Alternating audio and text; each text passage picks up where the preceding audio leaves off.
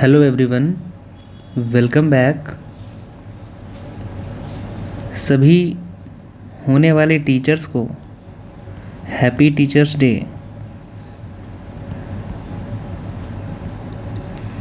आप सभी को शिक्षक दिवस की बहुत बहुत शुभकामनाएं। सभी लोग अपने जीवन में कहीं ना कहीं कुछ ना कुछ एक दूसरे को सिखाते रहते हैं, इसलिए सभी लोगों को शिक्षक दिवस की बहुत बहुत शुभकामनाएं। आज के इस वीडियो में आज हम बात करेंगे कि उत्तर प्रदेश सरकार ने क्या किया हुआ है। सुपर टेट के लिए एक बात चल रही है कि सरकार बहुत जल्द 27,713 पद या लगभग 27,700 कुछ पदों पर बहुत ही जल्द वैकेंसी ला रही है, या बहुत ही जल्द उसका नोटिफिकेशन आ जाएगा और उसका एग्ज़ाम कंडक्ट होगा। तो अगर बात करें कि इस एग्ज़ाम में मैथ का क्या रोल होता है, मैथ का क्या रोल होता है, क्या क्या टॉपिक्स हमारे मैथ में आते हैं जिनको पढ़ना हमारे लिए बहुत ज़्यादा ज़रूरी होता है। तो आज के इस वीडियो में हम लोग सुपर टीईटी के लिए जो मैथ का टॉपिक होता है या मैथ का सिलेबस होता है उसके बारे में चर्चा करेंगे। इसी को लेकर के आज का सेशन है, और नेक्स्ट वीडियो में उन टॉपिक्स को धीरे धीरे से हम लोग स्टार्ट कर देंगे, ताकि क्या हो, जैसे ही हमारे एग्ज़ाम आए सुपर टीईटी का, तो उसके लिए ऐसा ना हो कि हमारे पास कि हमारा ये टॉपिक मैथ का रह गया है। तो चलिए शुरू करते हैं।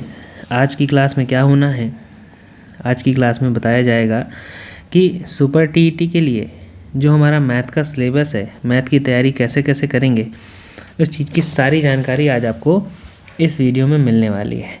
तो सभी लोग इस वीडियो को शेयर कर दें, और चैनल में नए हैं तो चैनल को सब्सक्राइब कर लीजिए, और इस वीडियो को लाइक ज़रूर कर दें, ठीक है। तो बात करेंगे कि सिलेबस क्या क्या होता है, मतलब विषय वस्तु क्या क्या है, या कौन कौन से ऐसे टॉपिक हैं जो हमारे एग्ज़ाम के लिए इम्पॉर्टेंट हो जाते हैं। विषय वस्तु क्या क्या है, या कौन कौन से ऐसे टॉपिक हैं जो हमारे एग्ज़ाम में आते हैं, ठीक है। तो इन्हीं टॉपिक को लेकर के आज चर्चा होनी है। तो पहले टॉपिक की बात करें तो पहला ही टॉपिक लिखा हुआ है क्या, डिस्काउंट का। इसको क्या कहते हैं, छूट कहते हैं, डिस्काउंट या छूट कहते हैं। फिर एक दूसरा टॉपिक दिया हुआ है क्या, दूसरा टॉपिक लिखा हुआ है एवरेज, या इसी को हिंदी में औसत कह सकते हैं। तीसरे टॉपिक की बात की जाए तो इसमें प्रॉफिट और लॉस है, लाभ व हानि। लाभ और हानि से भी 1 से 2 क्वेश्चन पूछे जा सकते हैं। फिर अगले टॉपिक की बात की जाए तो ये टॉपिक क्या लिखा हुआ है, मेंसुरेशन। मेंसुरेशन का मतलब ज्यामिति। ज्यामिति के अंदर आपका त्रिभुज है, चतुर्भुज है, चतुर्भुज का क्षेत्रफल है, आयत क्या होता है, आयत का परिमाप कैसे निकालते हैं, त्रिभुज क्या है, कितने प्रकार के त्रिभुज होते हैं, इन सारी चीज़ों से रिलेटेड इसमें चीज़ें होंगी। फिर अगला टॉपिक दिया हुआ है टाइम एंड वर्क, मतलब इसको कहते हैं कार्य और समय, कार्य व समय। मतलब इस टाइप के क्वेश्चन इसमें आएंगे कि अगर मान लीजिए ए है और एक बी है, ए किसी काम को 3 दिनों में कर लेता है और वहीं बी उसी काम को 5 दिनों में करता है, अगर दोनों मिलकर एक साथ उस काम को करें तो कितना समय लगेगा। और इसी टाइप के क्वेश्चंस में बहुत सारे वेरिएशंस देखने को मिलेंगे। फिर अगला टॉपिक आता है परसेंटेज का। इसे हम लोग प्रतिशत कहते हैं। प्रतिशत में कितने प्रतिशत क्या है, या दी हुई संख्या किसी दूसरी दी हुई संख्या का कितने प्रतिशत है, इन सारी चीज़ों की चर्चा इस टॉपिक में की जाएगी कि परसेंटेज क्या है। फिर अगला ही टॉपिक लिखा हुआ है SI एंड CI। इसका मतलब होता है, हम लोगों ने बचपन में पढ़ा है कि एक साधारण ब्याज होता है और एक चक्रवृद्धि ब्याज होता है। तो एक साधारण ब्याज और दूसरा चक्रवृद्धि ब्याज, इन सारी बातों को इस वाले टॉपिक में क्लियर किया जाएगा कि SI क्या है और CI क्या है। फिर अगला टॉपिक लिखा हुआ है table and graphs. Table and graph का मतलब होता है सरणी और ग्राफ। ग्राफ और सारणी का मतलब ये होगा, जैसे दिया होगा कि 50 बच्चे हैं, 50 बच्चों में से 2 से 4 अंक इतने बच्चों के आए हैं, 10 से 20 अंकों के बीच 10 बच्चों के नंबर आए हैं। तो इन सारी चीज़ों की बात अगर की जाएगी तो इन सारी बातों को हम टेबल एंड ग्राफ्स में पढ़ेंगे। अगला टॉपिक लिखा हुआ है नंबर सिस्टम। नंबर सिस्टम का मतलब होता है संख्या पद्धति। संख्या पद्धति की बात करें तो ये जितना आसान लग रहा है सुनने में कि संख्या पद्धति तो एक छोटा सा चैप्टर होता होगा, लेकिन ये बहुत ही बड़ा टॉपिक है और इससे 2 से 4 क्वेश्चन आना तय है। और बहुत ही ऐसे क्वेश्चन आते हैं जिनको आप समझ गए तो आपके लिए बहुत आसान होगा, और अगर नहीं समझ पाए तो आपको कभी भी संख्या पद्धति वाले क्वेश्चन नहीं आएंगे, आप कितना भी रट लें। तो इसको बहुत ही अच्छे से हम पढ़ाएंगे इसमें, और हम लोग मिल करके पढ़ेंगे। तो अब नंबर सिस्टम को हम लोग बहुत ही अच्छे से पढ़ेंगे। अब बात आती है कि अगला क्या है, डाटा इंटरप्रिटेशन, या इसी को कहते हैं डीआई। डीआई का मतलब आपने देखा होगा ऐसे चार्ट बने होते हैं, कोई कंपनी ए होती है, कोई कंपनी बी होती है। ये 2012 का है, फिर अगला ग्राफ दिया होगा इस टाइप का, पूछेगा कि इस वाले वर्ष में ए और बी के उत्पादन में, इस वर्ष के ए और बी के उत्पादन में कितना अनुपात है। या ऐसे सर्कल बना देगा, ऐसे खर्च दे देगा डिग्री में, फिर पूछेगा इस वाले का कितने प्रतिशत है, या ये वाला ये दोनों मिलकर ये कितना भाग हैं। तो इस तरह के जो क्वेश्चंस होते हैं डीआई के, वो सारे डीआई में आएंगे।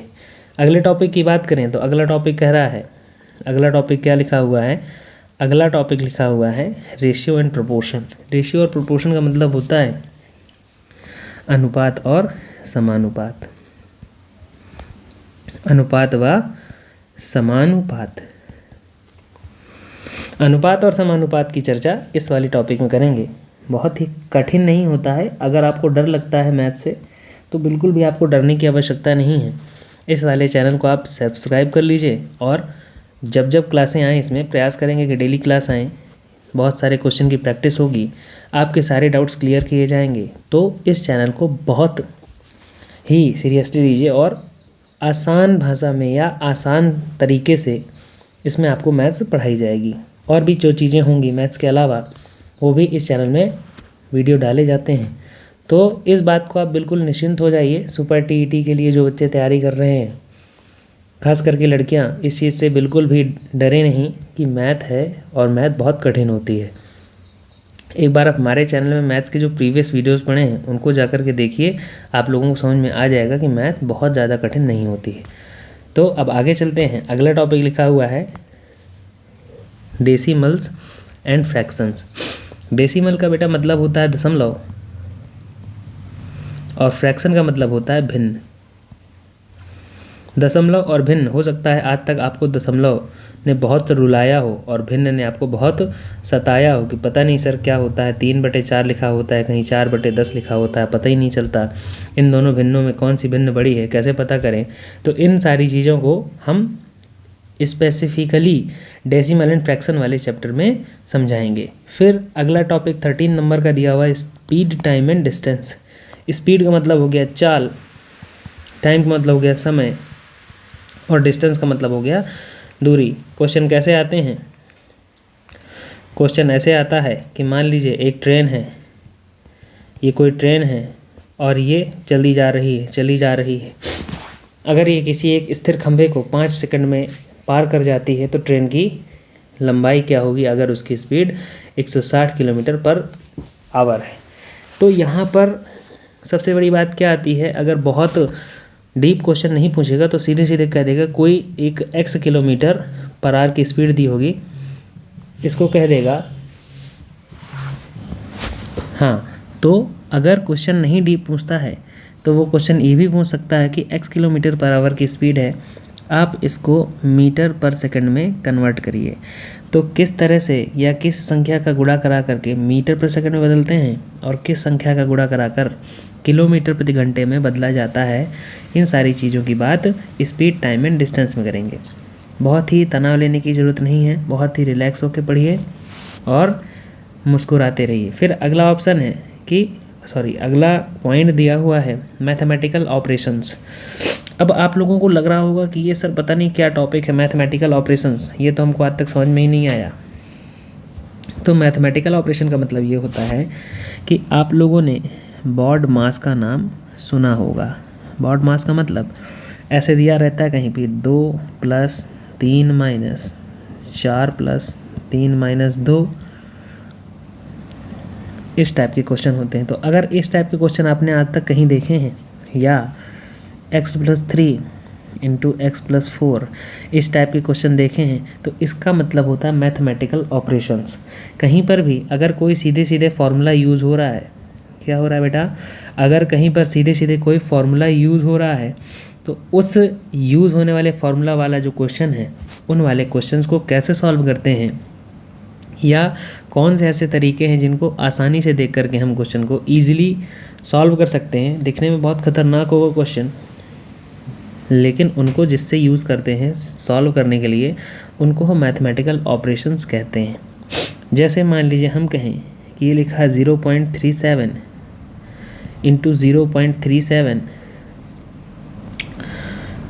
+ 0.63 × 0.63 + 0.63 × 0.37 और अपॉन में करके एक क्वेश्चन लिख दिया जाए इस तरह से कि 0.37 × 0.37 × 0.37 माइनस 0.63 × 0.63 × 0.63। अब देखिए, देखने में ये क्वेश्चन कितना ख़तरनाक लग रहा है, लेकिन एक बहुत ही सिंपल सा फॉर्मूला होता है, उससे यूज़ करके अगर हम इस बड़े से क्वेश्चन को बहुत ही आसान तरीके से सॉल्व कर पा रहे हैं। जैसे देखते हैं, जैसे मान लीजिए हमने लिखा है ये, इसको a सपोज़ कर लीजिए तो ये भी a हो जाएगा, इसको b सपोज़ कर लीजिए तो ये भी b हो जाएगा, और ये b और a हो जाएगा। ठीक है, नीचे भी a हो जाएगा, a हो जाएगा, a हो जाएगा, यहाँ पर b हो जाएगा, b हो जाएगा और b हो जाएगा। अगर इसको सिंपल फॉर्म में लिखें तो a × a स्क्वायर होगा, प्लस यहाँ पर b² होगा, और प्लस लगा करके यहाँ पर ab होगा, अपॉन में क्या होगा a³ - b³। अगर हमको a³ - b³ का फॉर्मूला पता है तो क्या होता है, ऊपर रहेगा ऊपर रहेगा a² + b² + ab, और अपॉन में क्या होगा a³ - b³ बराबर होता है a - b और a² + b² + ab। अब देखिए, इस वाले फंक्शन से ये वाला पूरा फंक्शन कट जाएगा। हमारा आंसर कितना आ गया, 1/a - b। अब देखिए, अब यहाँ पर a की वैल्यू लिख देंगे, a - b। a की वैल्यू कितनी है, 0.37 - 0.63। अब 0.63 में से हमको क्या माइनस करना है, 0.37 को माइनस करना है। तो 13 में 7 जाएगा, 6 आएगा, और यहाँ पर बचेगा 5 में से 3 गया 2। अब चूँकि इसका चिन्ह जो है बड़ा है माइनस का, तो इसका आंसर कितना हो जाएगा, 0.26 किसका, माइनस का। अब देखिए, अगर हम इतने बड़े क्वेश्चन को मल्टीप्लाई कराते, फिर इसको मल्टीप्लाई कराते, फिर इसको मल्टीप्लाई कराते, फिर नीचे इनका मल्टीप्लिकेशन करा के इसको माइनस करते, तो बहुत ही लेंदी क्वेश्चन हो जाता। फिर वो हमारा क्या करता, समस्या खड़ी कर देता कि इतना लंबा क्वेश्चन है तो हम पेपर में कैसे करेंगे। तो अगर हमको 1 मिनट के अंदर या उससे भी कम समय में, लेस देन 1 मिनट अगर क्वेश्चन करने हैं, उसके लिए बहुत से फॉर्मूले होते हैं, और उन फॉर्मूले को यूज़ करना ही मैथमेटिकल ऑपरेशन होता है। सबसे बड़ा इंपॉर्टेंट रोल इसमें बॉड मास का आता है। इसके बाद ये अलजेब्रिक एक्सप्रेशन आते हैं, जिसमें कि पहला एक्सप्रेशन होता है किस चीज़ का, पहला ही एक्सप्रेशन किस चीज़ का होता है, मान लीजिए क्या है, पहला एक्सप्रेशन हमने ले लिया, चलिए पहला एक्सप्रेशन किस टाइप से, a + b का होल स्क्वायर। बहुत से बच्चों ने हो सकता है इस चीज़ को पढ़ा हो कि ये कैसे काम करता है या क्या चीज़ें इसके अंदर होती हैं, ये पढ़ा होगा, या a - b का होल स्क्वायर पढ़ा होगा। इसके साथ साथ a + b और a - b इन दोनों का मल्टीप्लिकेशन भी पढ़ा होगा। तो क्या होता है ये, ये क्या होता है?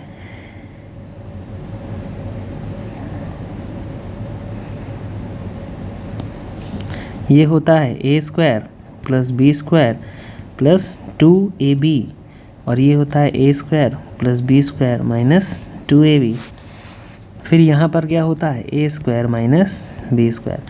अब मान लीजिए कोई क्वेश्चन इस टाइप से लिखा है, सपोज़ करिए एक क्वेश्चन है कि दो संख्याओं का योग, सपोज़ कर लीजिए कि दो संख्याओं का योग क्या है?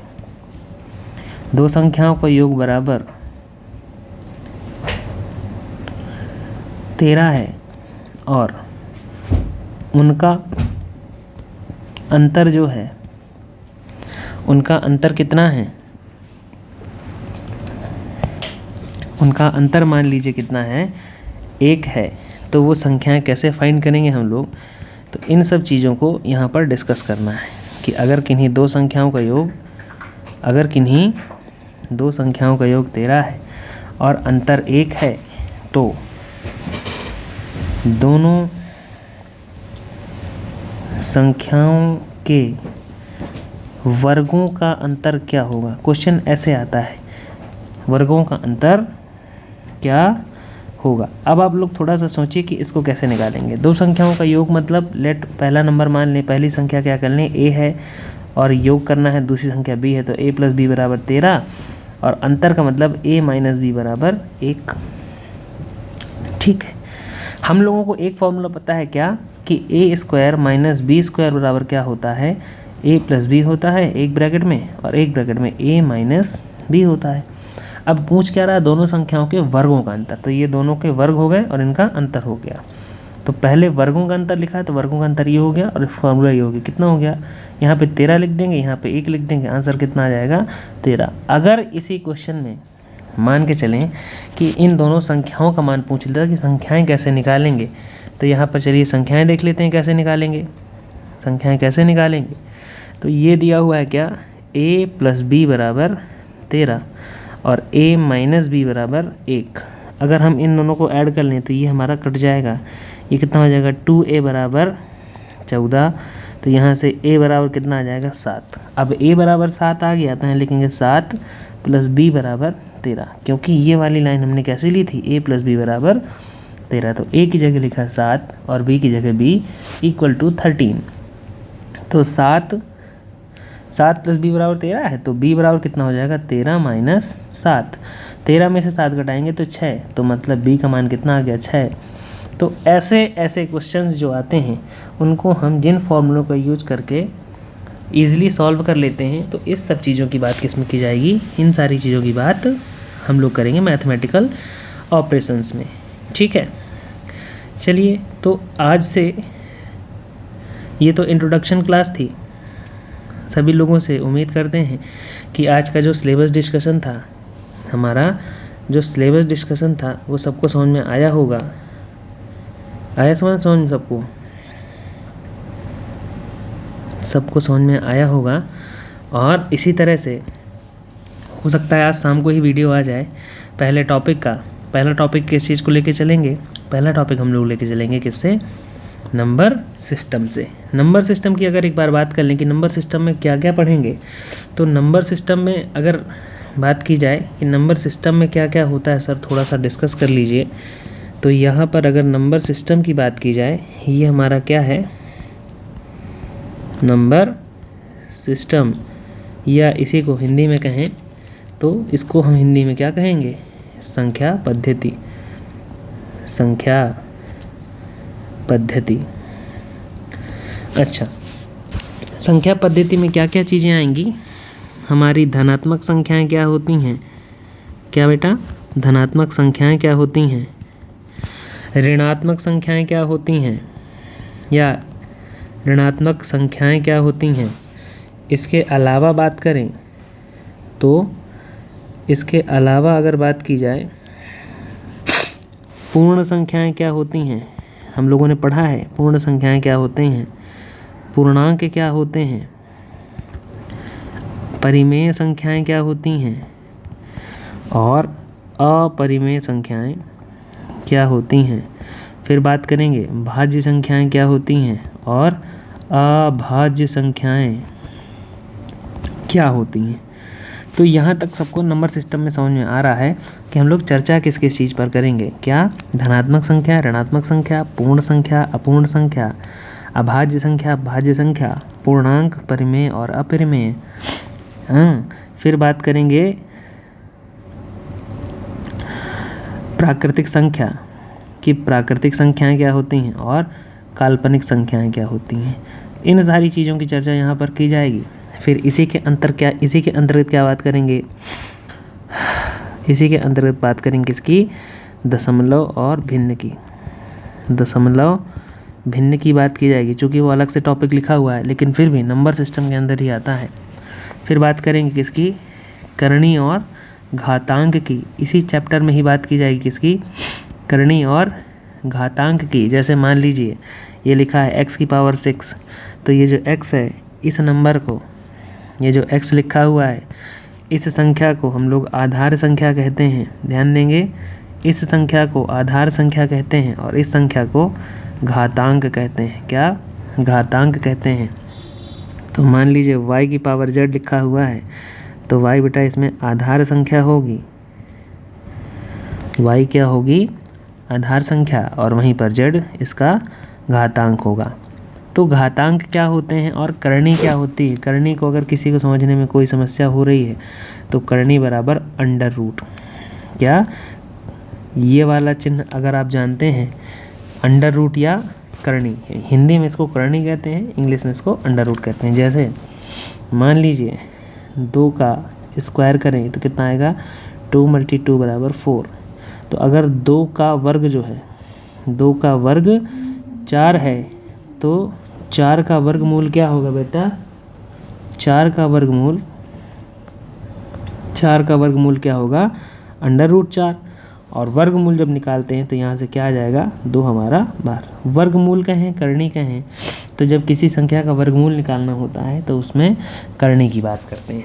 करणी के बहुत सारे टाइप होते हैं और इन सारी चीज़ों से रिलेटेड सारा नंबर सिस्टम चलता है। और बात करें कि नंबर सिस्टम में और क्या हो सकता है इसके अलावा,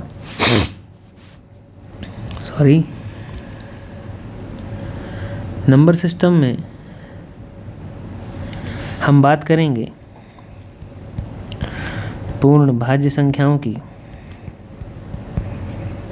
और अभाज्य संख्याओं की। कथन कारण से रिलेटेड क्वेश्चन यहाँ से आते हैं कि पहली अभाज्य संख्या क्या होती है? पहली अभाज्य संख्या कौन सी होती है? एक क्या कौन सी संख्या होती है? 2 कौन सी संख्या होती है? फिर यहीं पर ही हम लोग सम संख्या,